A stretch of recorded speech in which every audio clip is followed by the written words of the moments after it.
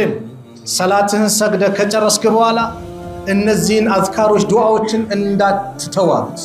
ጀነት የሚያስገባኝን ስራና ከጀሃነም የሚያርቀኝን ስራ ንገሩኝ አላቸው። አላህ እኔም ብቻህን ተገዛኝ ትእዛዜን አክብር ሲል ሌላ ምንም ፍላጎት አይደለም። ምን ፍለጋ ነው? ጀነት ነው። ወላሂ ጀነት ሶስት የጠየቃት ጀነት ራሷ ያ ረብ ጀነት አስገባው ብላ አላህን ትማጸናለች። ማንኛውም ስራ ሰራ ለማን ነው? ለአላህ ነው። ለፈጠረን፣ ላስገኘን፣ ለተንከባከበን የውለታዎቹ ውለታ ለዋለልን ጌታ አላህ ከምንም በላይ ኢስላምን ለለገሰን። ጀነት ውስጥስ በሽታ የለም። ጀነት ውስጥ እርጅና የለም። ጀነት ውስጥ ህመም፣ ራስ ምታት የለም። ምቀኝነት የለም። ደስታና ደስታ ብቻ። አላህ ያዘዘን ከታዘዘን፣ የከለከለን ከተከለከለ እንደ ኢስላም ገር የለም። ቀላል ሰዎችን ስታስተምሩ ቀለል ወላ ቱዓሲሩ፣ በእነሱ ላይ አታካብዱ፣ ጥብቅ አታድርጉ። በሽሩ ወላ ትነፊሩ፣ ሰዎችን አበስሩ አታስበርግጉ። ማለት ሁሌ ስለ ጀሃነም ብቻ አንሷት ነው። ሐቂቃ ጀነት በሰው እጅ ቢሆን እኮ አልቆልናል አይደል? አልহামዱሊላህ በአላህ እጅ ኢስላም ነው። ኢስላም ከሌለ ከስራሃል፣ ባዶ ነህ። ብትቸገር ብትራብ ኢስላምን እንዳትለቅ፣ ዲንን አሳልፈ እንዳትሰጥ።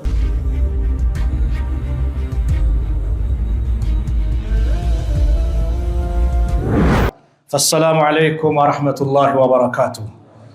የተከበራችሁ አባቶች፣ ወንድሞች፣ እናቶች፣ እህቶች ይህን ፕሮግራም በያላችሁበት የምትከታተሉ በአጠቃላይ የአላህ ስብሓነሁ ወተዓላ ሰላም፣ እዝነት፣ ጥበቃ ይላችሁ። አላህ ይጠብቃችሁ፣ አላህ ይጠብቀን። ዛሬ በአንድ የነቢዩ ዓለይሂ ሰላቱ ወሰላም ሐዲስ ላይ ቆይታ እናደርጋለን። ይህ ሐዲስ ታላቁ ሰሓባ የዑለማዎች መሪ ተብሎ የሚጠራው ሙዓዝ ኢብኑ ጀበል ረሱሉን ዓለይሂ ሰላቱ ወሰላም አንድ አንገብጋቢ ጥያቄ ጠየቃቸው። ነቢዩም የጥያቄውን ትልቅነት ገለጹለት። ሙዓዝ ኢብኑ ጀበል ማለት በጣም ትልቅ ጀግና ሰሓባ፣ ፈቂህ የሆነ ረሱል ዓለይሂ ሰላቱ ወሰላም ወደ የመን ለዳዕዋ በላኩት ጊዜ ምናልባት በሚቀጥለው ዓመት ስትመጣ ላታገኘኝ ትችላለህ፣ ወይ በቅብሬ ወይ በዚች ሀገር ነው ልታልፍ የምትችለው፣ እኔን ላታገኘኝ ትችላለህ ሲሉት እቅፍ አድርጎ የተሰናበታቸው ታላቁ ሰሓባ ነው። በጣም የሚወዱት፣ በጣም የሚያከብሩት፣ በጣም ይወዱት ነበር። እጁን ያዙትና አንድ ቀን ያ ሙዓዝ፣ አንተ ሙዓዝ ወይ ኢኒ ለኡሒቡከ ፊላህ፣ እኔ ለአላህ ብዬ ወድሃለሁ አሉት። ከዛም ምን አሉት? ثم أوصيك፣ አደራም ምክርም እለግስሃለሁ አሉት። ሁሌም ሰላትህን ሰግደ ከጨረስክ በኋላ እነዚህን አዝካሮች ዱዓዎችን እንዳትተው አሉት። አላሁመ አኢኒ አላ ዚክሪከ ወሹክሪከ ወሑስነ ዒባደቲክ። አላህ ወይ እንደው እኔ አንተን እንድገዛ እንዳስታውስህ ዒባዳዬን እንድፈጽም እገዘኝ ብለህ ዒባዳውን እንዳሳምር እገዘኝ ብለህ ዱዓ አድርግ ብለው ረሱል ዓለይሂ ሰላቱ ወሰላም አደራ ያሉት ሰሓባ ነው። ይህ ሰሓባ ረሱልን ዓለይሂ ሰላቱ ወሰላም ምን አላቸው? ቁልቱ ይላል አን ሙዓዝ ብኑ ጀበልን ረዲየላሁ አንሁ ቃል ቁልቱ ያ ረሱለላህ፣ አንቱ የአላህ መልክተኛው ያላቸው አኽቢርኒ ቢዐመልን ዩድኺሉኒ ልጀና ወዩባዒዱኒ አን ናር፣ ጀነት የሚያስገባኝን ስራና ከጀሃነም የሚያርቀኝን ስራ ንገሩኝ አላቸው። ሱብሓነላህ። ጥያቄ ስትጠይቅ እንዲህ ለዱንያም ለአኺራህም የሚጠቅም እንጂ ትርኪ ምርክ ውስጥ መግባት የለብንም። አንዳንዱ በቃ አገኘው ምጠይቆ ብሎ ሸይጣን ስንጥርሳለሁ ብሎ የሚጠይቃል። ይሄ ማይረባ እዚህ ገባ ማይባል ፈተና የሚያመጡ ነገሮች አንተን የሚጠቅምህ፣ አንተን ከፍታን ከፍ የሚያደርግልህ፣ ለጀነት የሚያደርስ ከጀሃነም የሚያርቅ፣ ለዱንያም ለአኺራም ገንቢ የሆነ ጥያቄ ነው። ሁልጊዜም አንድ ሙእሚን ጥያቄ መጠየቅ ያለበት። ሙዓዝ ብኑ ጀበል ረዲየላሁ አንሁ ረሱሉን ዓለይሂ ሰላቱ ወሰላም አኽቢርኒ ቢዐመሊን ዩድኺሉኒ ልጀና ወዩባዒዱኒ አን ናር፣ ይሄ የጠየቀው ጀነት የሚያስገባኝ ከጀሃነም የሚያርቀኝ ምን ስራ፣ ጀሃነም ሊያስገባ የሚችል ስራ ምንድን ነው? ጀነት ሊያስገባ የሚችል ስራ ምንድን ነው? አዎ ሁላችንም ላኢላሃ ኢለላህ ብለን በዚች ምድር ላይ ስንኖር የመጨረሻው ህልማችን ጀነትን ማግኘት፣ የመጨረሻው ደግሞ ከባዱን ሙሲባ የተባለውን ከጀሃነም መራቅ ነው። ከዚህ ውጭ ሙስሊም ሌላ ዓላማ የለውም። አለ እንዲ የለም። ወላሂ ሙአዚኑ ሐየ ዐለ ሶላህ ሲል ጥሪውን ተቀብለን ምንመጣ፣ ዘካ ሲመጣብህ ምትሰጠው፣ ሐጅ ግዴታው ነው በምትሄደው፣ አላህ እኔም ብቻን ተገዛኝ ትእዛዜን አክብር ሲል ሌላ ምንም ፍላጎት አይደለም። ምን ፍለጋ ነው? ጀነት ነው። والله አዎ ጀነት አላህ ይወፍቀን። فمن زحزح عن النار وادخل الجنه فقد فاز። ከጀሃነም ተርቆ ጀነት የገባ በርግጥ ለትልቅ ስኬት የበቃው ይሄ ነው። ሐም ገምህ ይሄ ሊሆን ይገባል። ሱጁድ ላይ ሆነ ያ አላህ ጀነተል ፊርደውስ ወፍቀኝ ብለህ ዱዓ ልታደርግ ይገባል። ትልቅ ቦታ ላይ ሆነ ትልቅ ጥያቄ ልጠይቅ ይገባል። ጀነትን ሶስት የጠየቃት ጀነት ራሷ ያ ረብ ጀነት አስገባው ብላ አላህን ትማጸናለች። ሶስት ጀነትን በቀን የጠየቀ ከጀሃነም እሳት ሶስት የተጠበቀ ያ ረብ ጠብቀው ብላ ጀሃነም ራሷ ትጠይቃለች።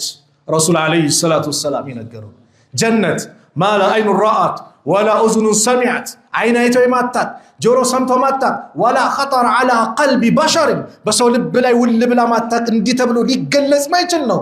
አላህ አዕደርቱ ለዒባዲየ ሷሊሒን ለኔ ደጋግ ባሪያዎች አዘጋጅቻለሁ ያለው ጀነት ወላሂ ማንም እንዲህ ነው ብሎ ሊገልጻት አይችልም። ጀነት ያ አላህ ይሄ ዱንያ ላይ የምታየው ተዓብ ጭንቀት እዛ የለም። ዱንያ ላይ ሰው ስኬት ላይ ሆኖ እኮ ይጨነቃል፣ ፎቅ ገንብቶ ይጨነቃል። ለምን? ሀገሪቷ ላይ ጦርነት ተነስቶ ችግር ይፈጠር ይሆን? ሰላም አጣ ይሆን? ጭንቀት ይመጣበታል። ምን ይፈጠር ይሆን? ሞት መጥቶብኝ በቃ ይሄን ንብረቴ ልሰናበት ነው? ጭንቀት ነው። ለምን? ዱንያ ነው። ጀነት ውስጥስ ወላሂ ሞት የለም። ጀነት ውስጥስ በሽታ የለም። ጀነት ውስጥ እርጅና የለም። ጀነት ውስጥ ህመም፣ ራስ ምታት የለም፣ ምቀኝነት የለም። ደስታና ደስታ ብቻ ጀነት ውስጥ። አላህ ይወፍቀን። የጀነት አላህ አድርገን። ከጀሃነም እሳት አላህ ይጠብቀን። ይህ ታላቅ ሰሃቢ ይህን ጥያቄ ጠየቀ። ጀነት የሚያስገባኝ ስራ ከጀሃነም የሚያርቀኝ ስራ ምንድነው ብሎ ጠየቀ። ቃል የአላህ መልእክተኛ ነብዩ ሰለላሁ ዐለይሂ ወሰለም አሉት ለቀድ ሰአልተ አን ዐዚም በርግጥም ትልቅ ጥያቄን ጠይቀሃል። ትልቅ ከባድ የሆነ ጥያቄ። ወኢነሁ ነገሩ ግን ለየሲሩን አላ መን የሰረሁ ላሁ ተዓላ ዐለይሂ ከፍ ያለው ጌታ አላህ ለሱ ያገራለት ሰው በጣም ገር ነው፣ ቀላል ነው። አላህ ካገረው ገር ነው። ዲናችን ምንድነው? ገር ነው። ወላሂ ዲን ገር ነው። እኛ ዲናችን ላይ ከባድ ያደረግነው ራሳችን። በምን ከተባለ አላህ ያዘዘን ከታዘዘ የከለከለን ከተከለከለን እንደ ኢስላም ገር የለም። ቀላል ነው። እኛ በራሳችን ላይ አዳዲስ ነገር በማምጣት እናከብደዋለን፣ ያልታዘዝነውን በመፈጸም ዲን በደንብ ጠልቀን ከገባን ካየነው ወላሂ እንደ ኢስላም ገር የለም። አለ ወላሂ የለም። ሰላት ግዴታ አላህ አደረገብህ። ቆመ መስገድ አቃተ፣ ቁጭ ብለህ ስገድ፣ አብሽር አለ አላህ። ቁጭ ብለህ ማልቻልክም በጎን ስገድ። ጾም መጣ፣ ረመዳን ከባድ በሽታ መጣ፣ አብሽር አፍጥር ብላ። ሲሻለህ በሌላ ጊዜ ቀዳ ታወጣዋለህ። አይ ሐጅ አለ ካለህ ነው ግዴታ የሚሆነው፣ ከሌለ የለም። ካለህ በአመት በእድሜ አንድ ጊዜ አለ። ዘካ ካለህ በየአመቱ ከ102.5 ታውጣለህ ካለህ ኒሳቡ መጠኑ ከደረሰ፣ ከሌለህ የለም ማለት። አላሁ አክበር። ፈተቁላህ ማስተጣዕቱም አላህን በቻላችሁት አቅም መፍራት ያቅምህን ነው። ፈርድ ሰላት ግዴታ ነው። ሌላ አልቻልክማ ዊትርም ሰግደተኛ መስገድ ግን የተሻለ ነው፣ ኸይር ነው አለ። ካልቻልክስ አልቻልክም። እንደ ኢስላም ወላሂ ገር የለም። ውስጥ ገብተን ብናየው እንደ ኢስላም ገር የለም። የሲሩ ወላ ተዓሲሩ ረሱል አለይሂ ሰላቱ ወሰላም ሲገስጹ እነ ሙዓዝን ጭምር ሰዎችን እንዲያስተምሩ፣ ሰዎችን ስታስተምሩ ቀለል አድርጉ። ወላ ተዓሲሩ በእነሱ ላይ አታካብዱ፣ ጥብቅ አታድርጉ። በሽሩ ወላ ትነፊሩ ሰዎችን አበስሩ፣ አታስበርግጉ። ማለት ሁሌ ስለ ጀሃነም ብቻ አንሷት ነግረው። ጀነትም ጀሃነም የቁርአን መንገዱ ይሄ ነው። ጀነትን ያነሳል፣ ስለ ጀሃነም ያነሳል፣ ዱንያን ያነሳል፣ አኺራን ያነሳል። ጥንድ ጥንድ እያደረገ አላህ ያነሳል። ያንን መንገድ መጓዝ ነው። ለሰው የሆነ ነገር ጭንቀት ውስጥ ከተው ኢስላምን እንዲጣላ ልታደርጉ አይገባም። አንዱ ምን አለ መሰላችሁ? ኢስላምን ሊቀበል መጣና እድሜው ወደ 60 አካባቢ ገብቷል። እስልምና ሊቀበል የመጣው ሰው እና እስልምና ሊቀበል ፈለኩኝ። እንዴት ነው ኢስላም አለው። ኢስላም ያው መልካም ዲን ነው። ያው ህግጋቶች አሉት። 5 መሰረታዊ ነገሮች አሉ። እነዚህ መሰረታዊ ነገሮች የራሳቸው ህግ አላቸው። ሻሃዳ ይዘህ ከቀለበስክ ትገደላለህ። መን በደለ ዲንሁ ፈቅቱሉ የሚለውን ይዞ ማለት ነው። ሰላት የሚባል አለ። ሱቢ ተነስተ በዛ እንቅልፍ ተነስተ የምትሰደው እንዲህ ያለ ያጨናንቋል። እሱም ከተውከው የራሱ ህግ አለው። ዘካ የሚባል አለ። ለፍተ ደክመ ያመጣውን ገንዘብ ለድሃ ትረጨዋለህ። እሱንም ከተውከው የራሱ ህግ አለ ይላል። ረመዳን የሚባል ጾም አለ። ውሃ እየጠማ እየራበ አንጀት እየቆሰለ የምትጾመው ይለዋል። ላኢላሃ ኢለላህ ይዘንዳዋል። ከዛ እሱንም ከተውከው የራሱ ህግ አለ። ሐጅ የሚባል አለ። ገንዘብን አውጥተህ ከዓለም ህዝብ ጋር እየተጋፋ ምን እያልክ ጎሳቆለ ምን ብለህ የምታደርገዋል። ከዛ በኋላ ይሄ ነገር ከባድ ነው ሲል አዎ በጣም ከባድ ነው አሉ። አጠገብህ ያለው ሰው አንተ ምንድን ኢስላም እንደዚህ ነው እንዴ? ገር እኮ ነው ኢስላም። ምን አድርገህ ነው ስለ እስልምና የሳልክለት? ምን አባቱ 67 ዓመት ጨፍሮ ጠጥቶ ባለቀ ሰዓት ጀነት ሊገባ አለ። አላህ ሐቂቃ ጀነት በሰው እጅ ቢሆን እኮ አልቆልናል አይደል? አልሐምዱሊላህ በአላህ እጅ ነው። ኢስላም ወላሂ ገር ነው። ወኢነሁ ለየሲሩን እሱ እኮ በጣም ገር ነው አሉ ነቢዩ ሰለላሁ ዐለይሂ ወሰለም። አላ መን የሰረሁ ላሁ ተዓላ ዐለይህ በሱ ላይ አላህ ላገራለት ወላሂ ቀላል ነው። አዎ በጣም ገር ነው። ወላ ዩሪዱ ቢኩሙል ዑስራ በእናንተ ላይ መጠባበቁን መጨናነቁን መካበዱን አላህ አይፈልግም። ከዛም የአላህ መልእክተኛ ይህንን ትልቅ ጥያቄ ሲመልሱለት ተዕቡዱላህ የመጀመሪያው መሰረታዊ ጉዳይ አላህን ትገዛለህ። ላ ቱሽሪኩ ቢሂ ሸይአን በሱ ላይ ሸይአን ማለት ነኪራ ነው። ጥንትም ብትሆን አታጋራም ማለት በቃ ይሄ መሰረታዊ አላህ ማይደራደርበት ቀይ መስመር ነው። አምልኮ ለማን ነው? ለአላህ። ምሰዶ ለአላህ ነው። ምጾሙ ለአላህ ነው። ሰደቃ ስትሰጥ ለአላህ ብለህ ነው። ስታርድ ቢስሚላህ አላሁ አክበር ብለህ ነው። ለበይከ አላሁመ ዑምረተን ብለህ ነው። ነይተ ዑምራ ስታደርግ ሐጅ ስታደርግ ማንኛውም ስራ ስትሰራ ለማን ነው? ለአላህ ነው። ለፈጠረን ላስገኘን ለተንከባከበን የውለታዎች ሁሉ ውለታ ለዋለልን ጌታ አላህ ከምንም በላይ ኢስላምን ለለገሰን ጌታ ምስጋና ይገባው። አምልኮ ለማን ነው? ለሱ ነው። ከሱ ውጭ ማንንም አትገዛም። ወላ ቱሽሪኩ ቢሂ ሸይአን አንዳች ነገር በሱ ላይ አታጋራም። ለአላህ የሚሰጠውን ኢባዳ ሌላ ሰው ቆርሳ አትሰጥም። ተጨንቀሃል፣ አላህን ነው የምትጠይቀው፣ ከአላህ ውጭ አትጠይቅም። ተጨንቀህ ዛሬ ሰው ላይ ጭንቅ ጠብ ሲለው የሰው ሸይጣኖች አሉ ከኔ ጋር ብትሄጂ ይላል። ጠንቋይ ቤት እኮ ነው። አላህ ይጠብቀን። ይኸው ጠንቋይ ነው። እሺ ሰው ጠንቋይ አይልም፣ ሌላ ማዕረግ ነው የሚሰጠው። ጠንቋይ ተብሎ አያውቅም። የሚያመልኩ ሰዎች ጠንቋይ አባባ ጋር ነው እንጂ የሚሉት፣ ወልዩ ጋር ነው እንጂ የሚሉት፣ ሸሆቹ ጋር ነው እንጂ የሚሉት፣ ጠንቋይ ጋር ብለው አይሄዱም። ጠንቋይ ነው። ጠንቋይ ማለት ምንድን ነው? ከአላህ ውጭ ያለን ነገር የሩቅ ሚስጥርን የሚሞግት እንዲህ ነው የሚል ጠንቋይ ነው። ጠንቋይ ቤት መሄድ ደግሞ ከባድ መሆኑ ብዙ ጊዜ ተነጋግረናል። ኢማም አሕመድ በዘገቡት ሐዲስ ላይ መን አታ አራፈን ፈሰደቀሁ ቢማ የቁል ፈቀድ ከፈረ ቢማ ኡንዚለ አላ ሙሐመድን ሰለላሁ ዐለይሂ ወሰለም። አውቃለሁ ባይ ይሄ የነገ ሚስጥር እንዲህ ነው እያለ የሚጠነቁል ሰው ጋር ሄዶ የእሱ ንግግር እውነት ነው ብሎ ያረጋገጠ የተቀበለ እውነት ነው ካለ በሙሐመድ በተወረደው ቁርአን ክደዋል አሉ። መሄዱ ብቻ ራሱ ነው የ40 ቀን ሰላት ተቀባይነት የለውም የሚል ሐዲስ አለ ኢማም ሙስሊም የዘገቡት። ጠንቋይ ጋር ምን ወላሂ ደካማ አጭበርባሪ እንደ ጠንቋይ የለም እኮ። ንገሩ ወላሂ ለቤተሰቦቻችሁ፣ ለእህቶቻችሁ፣ ለጓደኞቻችሁ፣ ለጎረቤታችሁ ንገሩ። ሰው ዛሬ በቃ ተበላሽተዋል። ሲጨንቀው እዛ ቤት ብትሄጅ እኔ እንዲያውቅልሃለሁ። ዛሬ ደግሞ በዘመናዊ መልክ መጥተዋል። አላህ ይጠብቀን። ይሁን አንድ አባባ የሚባል ሰውዬ ነበር፣ ታውቁታላችሁ? እስር ቤት የገባ እያንጓለለ አሁን ነው የምታውቁት። ሱብሃንአላህ። እስቲ እኔ የእናንተን ጉዳይ ፈታለሁ የሚል ደካማ ፍጡር እዛም ያየነው ምንድነው? ሰው ምን ያህል ደካማ እንደሆነ። ሰው ሲጨንቀው ጥብብ ሲለው ወደ ረቡል ዓለሚን ነበር መዞር የነበረበት። አንዳንድ ሞኝማ ቂል የሆነ ሰው ይመጣና እስቲ መቼ ነው የምፈታው ከእስር ቤት ንገረኝ ይለው መዳፉን ይሰጠዋል። ይህ ሰውዬ በጣም አጭበርባሪ ነው። ስም ማን ነው? ከሌ ነው። ቆይ አንተ በኋላ ይገለጽልኛል በኋላ ነው ይለዋል። እሱ ሄዶ ከፖሊስ ጋር እዛ ቢሮ ላይ የከሌ ምናምን ሄዶ ይጠይቃል። ቢሮ ላይ ተጽፏል በኮምፒውተር መቼ እንደሚወጣ ምናምን ከሌ ተጽፏል። 6 ዓመት ከፈረደብህ አንድ ዳኛው 4 ዓመት ነው የምትታስረው፣ 2 ዓመት አሞክሮ ይቀነስልሃል። የዛሬን ቆን ታስባለህ። የዛሬ 4 ዓመት ምን ትሆናለህ ማለት ነው? ከእስር ቤት ትወጣለህ ማለት ያን ያይና በዚህ ነው የምትፈቱ ይላል። ነው እንዴ? አዎ ለማጣራት ደግሞ እሱም የሆነ ፖሊስ ይዞ ሄድና እስቲ ቢሮ መፈቻዬን ፈልጌን ይላል። መጀመሪያ አይደለም ነበር እዛ ሲያየው ተመሳሳይ ነው። አራራራ አባባ ያሉትማ ጠባ አይልም እውነት ነው ይላል። አላሁ አክበር። ደካማ ፍጡር ራሱን ከጭንቀት ማዳን ያልቻለ አካል አንተን ያድናል። ይሄ ነው በቃ ዛሬ ጠንቋዮች ራሳቸውን ከጭንቀት ማዳን አይችሉም። በጅኒዎች በሳሂሮች እገዛ ያደርጋሉ ለፈተና። አላህ የሆነች ነገር ሊጠለቁል ይችላል፣ ሊናገሩ ይችላሉ።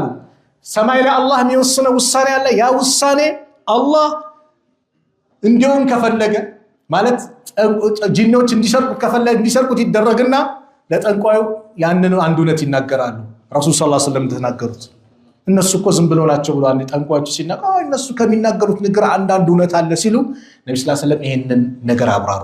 አላህ ድርቅም በሉት ጦርነትም በሉት የሆነ ነገር ሲወስድ መጀመሪያ ሰማይ ትርገበገባለች፣ መላእክቶች ይወድቃሉ በጭንቅ በድንጋጤ። ጌታችን እውነት ብሏል ብሎ መጀመሪያ ጅብሪል ይነሳል። ከዛም ሌሎች መላእክቶች ይነሳሉ። ያ ጅብሪል ማዛ ቃለ ረቡና ጌታችን አላህ ምን አለ ብሎ ጅብሪልም ጠይቋል። አላህማ በዚህ ቀን በዚህ ሰዓት ድርቅ ይከሰታል ብሏል፣ ወይ ጦርነት ይከሰታል፣ የሆነ ነገር ይከሰታል ብሎ ተብሏል ብሎ ሲነጋገሩ ሰማዕ ዱንያ ያሉት መላእክቶች ጌታችን አላህ በዚህ ሰዓት በዚህ ቀን ይሄ ነገር ይከሰታል ብሎ ሲነጋገሩ ጂኒዎች ልክ አሁን ሰርከስ ሲሰሩ አይታችኋል። ስፖርት ላይ እንዴት ወደ ላይ እንደሚወጡት ልክ በዛ መልክ እንዲህ እያሉ ወደ ላይ ይወጣሉ። አላህ ያን ችሎታ ሰጥቷቸዋል። አንድ ቶሎ ይሰርቃል ወደ ሁለተኛ። ለምን ሩጁመን ሊሻያጢን የተባለው ከዋክብት ከመታቸው ይወድቃል። ስለዚህ አንድ ያገኛቸው ወዲያው ያስተላልፉታል። እታች ያለው ጂኒ ጠንቋዩ ጆሮ ላይ መጥቶ ይሄን ያንቆረቆሩለታል። በዚህ ሰዓት በዚህ ቀን ይከሰታል ይላል። ከዛ እሱ ጋር ለሚመጡት ጥያቄ እንዲህ ነው። ልክ ሲከሰት በቃ እከሌ ያሉት ይባላል። አንዱ እውነት ተናገረ፣ 99 ውሸት ይጨምርበታል። ባለቤትሽ እንዲህ ነው ይላታል። ዛሬ ሚስት ከባሏ በዚህ ትጋጫለች። ጠንቋይ ቤት የሚመላለስ ሰው ትዳሩ ሰላም የለው፣ ትዳሩ ሰላም አያገኝም። ወንድም ሆነ ሴት ጠንቋይ ቤት ከተመላለሰ ወላሂ ትዳሩ ሰላም የለው። ባለቤትሽ እንዲህ ነው ይላታል፣ ጭንቅላቷን ያዞርባታል።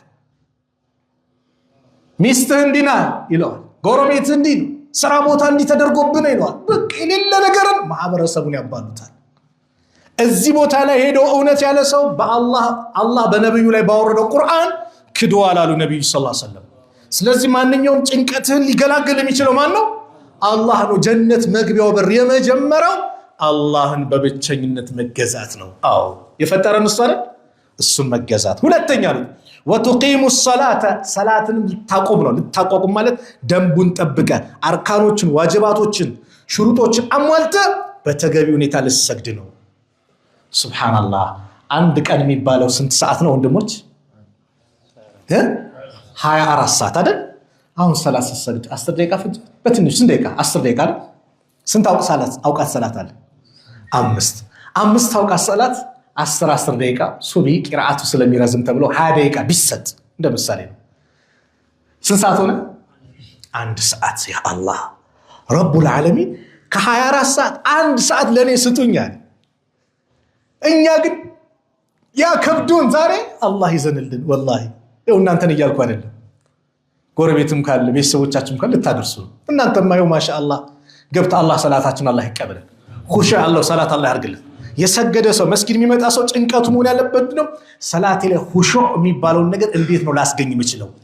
በሁሹ የሚሰገድ ሰላት አላህን ፈርተ በቃ ዱንያውን ውርውር አድርገ የምትቀራውን አንቀጾች እያስተነተንክ ሱብሃነ ረቢል ዐዚም ብለ ዝቅ ስትል ሩኩ ላይ እንደው ገፍ ያለው ጌታ ታላው ጌታ ጥራት ይገባው ጉሩሩ ከተባለ ነገር ጓደኛ አለው፣ ሚስት አለው፣ ልጅ አለው፣ ምን አለው፣ ሸሪክ አለው ከተባለው ጥራት ይገባው። ይሄን እያስተነተንክ መስገድ ነው ሁሹ። እንደዚህ በዚህ ማምጣት ዛሬ ከ24 ሰዓት አላህ 1 ሰዓት ብቻ ጠየቀን። 1 ሰዓት ሱብሃንአላህ። ያ ግን ከበደን። ማላ ያኒ ለሆነ ነገር ወላሂ 10 11 12 ሰዓት አናበክንም። 10 11 ሰዓት ሰው ሞባይሉን ብቻ ይዞ እንዲያየ 1 ሰዓት ይቀመጥ ይችላል። ሞባይሉን ብቻ ይዞ ቲክቶክን ሲያስተላልፍ ቲክቶክስ የሚያዳምጠው ቃል አላህ ቃል ረሱል ነው። ግን 10 ደቂቃ ያንን ሳይሰድ ቤቱ ቁጭ ብሎ መስጊድ ተሰግዶ ሰዎች ሲመጡ 10 ደቂቃ ሱብሃንአላህ ለአንድ ሰላት ከ24 ሰዓት 1 ሰዓት ስጡኝ አለ አላህ። ይህ እንዴት ይከብደናል? በአላህ አላህ ያግራለን። ይሄው ቀላል እኮ ነው ጀነት መግቢያ። ይሄው አላህን ተገዛ፣ ሰላትህን ደንቡን ጠብቃ በስነ ስርዓት ስገድ አለ። ሰላት ማትደራደረበት ትልቁ ዒባዳ ክፍል ነው። ሰላት ወላሂ ሐያትህ ነው። ሰላት ከሌለ በቃ የመጨረሻ ዱና አኺራ እንደከሰረ ቁጠረው። ሰላት የተወክ ጊዜ ሰላት ያመለጠ ጊዜ ያ ስሜት ይሰማ። ይሄ እንዲኮ ተረጋግተን እንድንቀመጥ ያደረገን ወላሂ ምን ሰግዳ ሰላት ሌላ አይደለም። ሰላም እንድታገኝ ጡማዕኒና እንድታገኝ አላህ ያደረገ ሰላትህ ነው። ሰላትማ ባይኖርህ አላህንማ ባታውቅ ያው ተመልከት አውሮፓ ስንት ሀገራት ብር አለው ዜናው መስሙት ስንት እንትን አለው ግን ታንቆሞት ይላል። ገንዘብ አለው ራሱን ያጠፋል። የብር አይነት የህንፃ አይነት ቴክኖሎጂ አለው ራሱን ያጠፋል። ለምን? ከአላህ ርቆአላ። ጡማዕኒናውን ደስታውን አላህ ነጥቆታል። አላህ የሰጠ ደስታ ነው። ሁሌ ስንኖረው ስንላመደው እንደቀላል አልহামዱሊላህ ልንል ይገባል። ገብተን በወጣን ቁጥር እግራችን መስጊድ በተመላለሰ ቁጥር አልহামዱሊላህ በል። ጽናቱን ለግሰኝ ጌታዬ በል። ይዩልኝ ስሙልኝ ብቻ እናርቀው። ሁለተኛው ሰላት አለ። ሶስተኛው ወቱዕቲ የዘካ ምጽዋት ልሰጥ ነው። ሱብሃንአላህ ዘካ ወላሂ የምትሸራርፉ ሰዎች አላህን ፍሩ። 200 ሺህ ብር ከወጀበብህ 200 ሺህ ብሩን ስጥ። አንዳንዱማ 1 ሚሊዮን ወጅቦበት 50 ሺህ ብር ይወረውርና ኧረ ዘንድሮ ብዙ አወጣው አምና 30 ሺህ ብር ነው ይላል። 950 ሺህ ብር እዳ አለብህ። ይሄ ነው ምልህ ሐቁ ሊሳኢሊ ወልመሕሩም ነው። ይሄ ወላሂ ዘካ ላይ ቀልድ አቁሙ። ዘካ የሚስኪን ሐቅ ነው። ዘካ ትርጉሙን ታውቃላችሁ? 2 ትርጉም አለ። አንደኛው መፋፋት ነው። ያፋፋልሃል፣ ገንዘብን ያበዛልሃል፣ በረካው የባዝ ይመጣልሃል። ሁለተኛው መስጣት ነው። ያጸዳልሃል መጥፎ ነገሩ። ዘካ እምቢ ያልክ ቀን ግን አላህ አንተ ላይ በላ ያመጣብሃል። ተጠንቀቅ። ኪሳራው ይመጣል፣ እርግማኑ ይመጣል። የመላእክቶች እርግማን አለ። ነገ የውመል ቂያማ ገንዘቡ እንደ ዘንዶ እንደ እባብ ሞቶ አነ ከንዙክ እያለ የሚነካክስህ ገንዘብህ ነው ያጠበደልከው።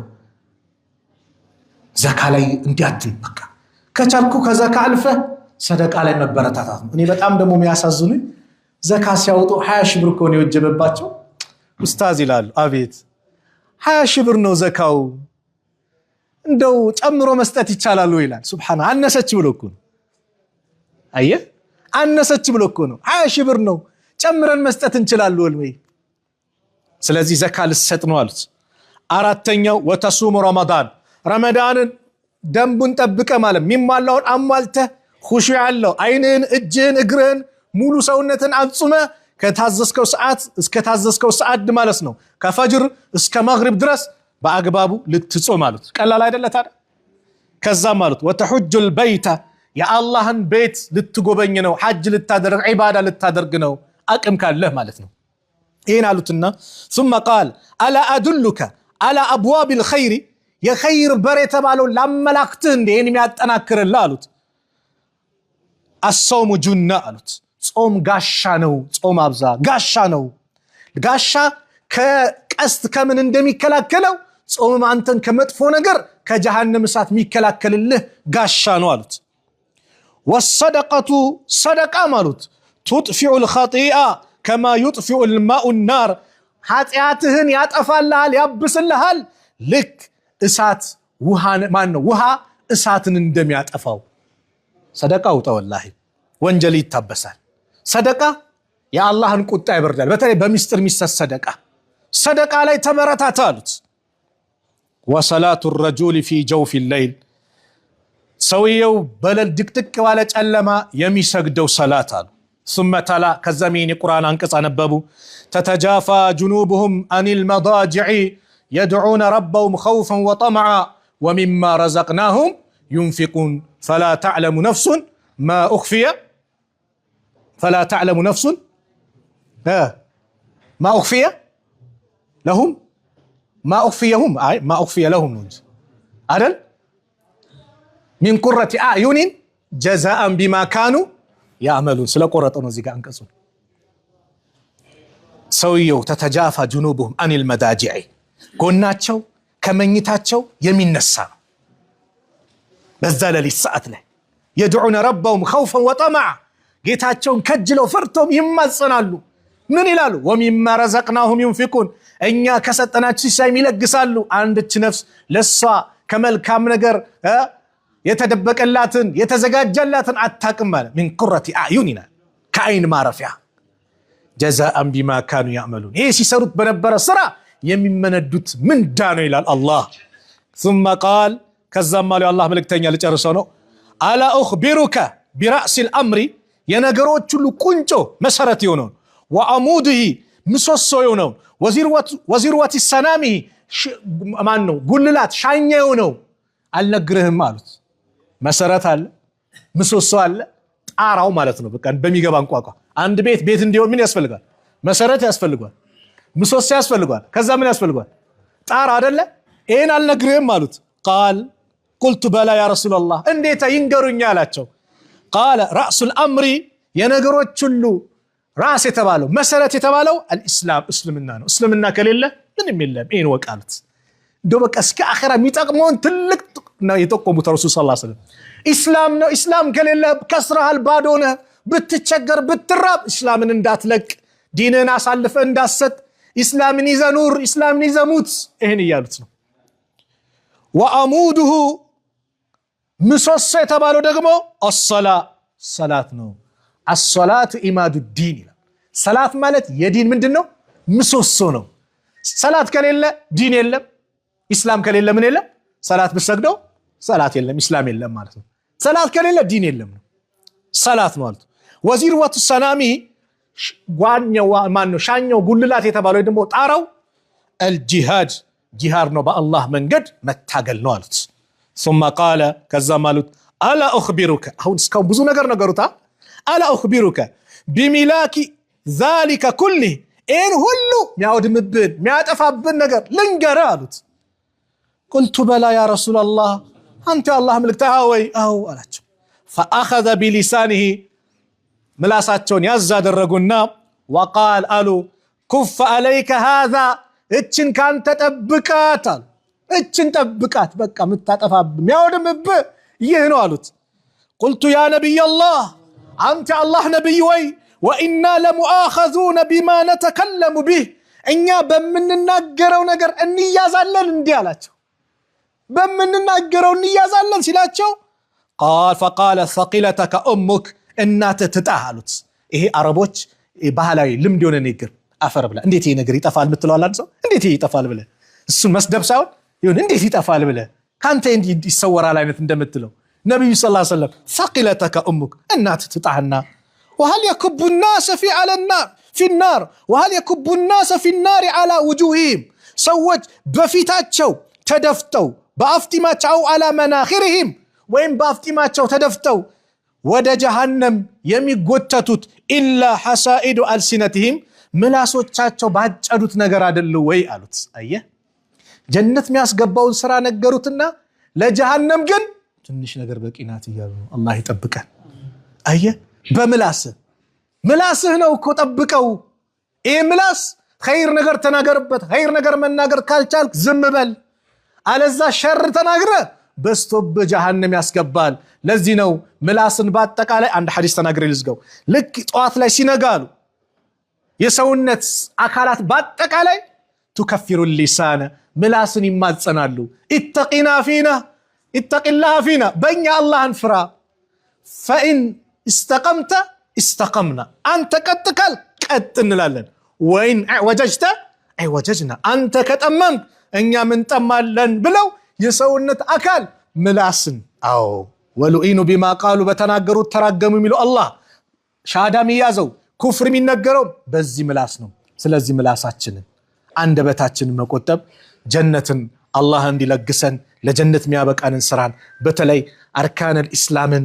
ለመተግበር በቃ በሐያታችን ላይ ለማምጣት እንሞክር የሌሊት ሰላትን አላህ እንዲያገራልን እየለመነው ለመስገድ እንሞክር እንደዚሁም ሰደቃ ጾም ማብዛት የመሳሰሉትና ምላሳችን መጠበቅ በቃ ገር ነው ጀነት ለመግባት ሙስታሂድ ነን አላህ የጀነት ካጫቸው ባሮች ማከል አላህ ያድርገን እንደው ከተሳሳትኩኝ ከነፍሴና ከሸይጣን ነው ጥሩ ከሆነም ከነገሬ ደግሞ ከአላህ ነው አላህ Subhanahu Wa Ta'ala እዚህ የተከበረው ቤት እንደሰበሰበን ነገም ጀነተል ፊርደውስ እንደሰበሰበን መጨረሻችን ያማረ አላህ ያርግልን ዱንያ አኺራችን ያማረ አላህ ያርግልን ጭንቀታችን አላህ ያስወግድልን አላህ Subhanahu Wa Ta'ala የሁላችንም መጨረሻችንን ያማረ አላህ ያርግልን ከጀሃነም እሳት አላህ ያርቀን የጀነት ሙሽሮች አላህ ያድርገን የጀነት ሙሽሮች አላህ ያድርገን በዱንያ ላይ ስንኖር ኢስላምን ይዘን ላ ኢላሃ ኢላላህን ያበዛን የምንኖር አላህ ያድርገን በዱንያ ላይ ሲያኖረን ሙስሊም አድርጎ ያኑረን፣ ሲገለን ሙስሊም አድርጎ ይግደለን። የሁላችንም መጨረሻ ያማረ አላህ ያርግልን። የጀነት ካጫቸው የጀነት ካላቸው ባሪያዎች መካከል አላህ ያድርገን። ከጀሃነም እሳት አላህ ይጠብቀን። ከቀብር ቅጣት አላህ ይጠብቀን። ያ ረብ የዱንያ ቆይታችን ያማረ አላህ ያርግልን። ዱንያ ቆይታችን ያማረ አላህ ያርግልን። ጭንቀታችን አላህ ያስወግድልን። ሁሉም ነገር ያማረ አላህ ያርግልን። ስራው የተበላሸበት አላህ ያማረ ስራ አላህ ይለግሰው። ስራው የተበላሸበት ያማረ ስራ አላህ ይለግሰው። የተጨነቀን ከጭንቀቱ አላህ ይፈርጀው። የታመመውን አላህ ያሽረው። የሞቱብን ሙስሊም ወንድሞቻችን የጀነት አላህ ይበላቸው። ከቀብር ቅጣት አላህ ይጠብቃቸው። ያ ረብ ልጅ የሌለውንም አላህ ጥሩ ልጅ አላህ ይለግሰው። ያላገባውንም ወጣት ጥሩ ትዳር አላህ ይለግሰው። ለወንድሞቻችን ሷሊ ሚስት አላህ ይለግሳቸው። ለእህቶቻችንም ሷሊ ባል አላህ ይለግሳቸው። ያ ረብ በትዳራቸውም ደስተኛ አላህ ያድርጋቸው። የኛንም ትዳር ስኬታማ ያለው ትዳር አላህ ያድርግልን። ልጆቻችን የተባረከ አላህ ያድርግልን። እንደው መስመር የሳቱትን ወደ መስመር አላህ ያስገባልን። አክሱም ያሉት ወንድሞቻችን ሰላም አላህ ያርግልን። አክሱም ያሉት ወንድሞቻችን ሰላም አላህ ያርግልን። ሰላም አላህ ያርግልን። ከመጥፎ ነገር አላህ ይጠብቃቸው። ከተንኮለኞች ተንኮል አላህ ይጠብቃቸው። ያማረውን መስጂድ አላህ ይለግሳቸው። ፊሊስጤም ያሉት ወንድሞቻችን ሰላም አላህ ያርጋቸው። ሰላም አላህ ያርጋቸው። በይተል መቅዲስን ከነዚህ ካረመን ይሁዶች እጅ አላህ ነፃ አላህ ያውጣው። በወንድሞቻችን እጅ አላህ ያስገባል። በወንድሞቻችን እጅ አላህ ያስገባል። የሁላችንም መጨረሻ ያማረ አላህ ያርግልን። ዱንያ አኺራችን የተሳካ አላህ ያድርገው። ረበና አቲና ፊ ዱንያ ሐሰና وفي الآخرة حسنة وقنا عذاب النار وصلى الله على نبينا محمد وعلى آله وصحبه وسلم والسلام عليكم ورحمة الله وبركاته.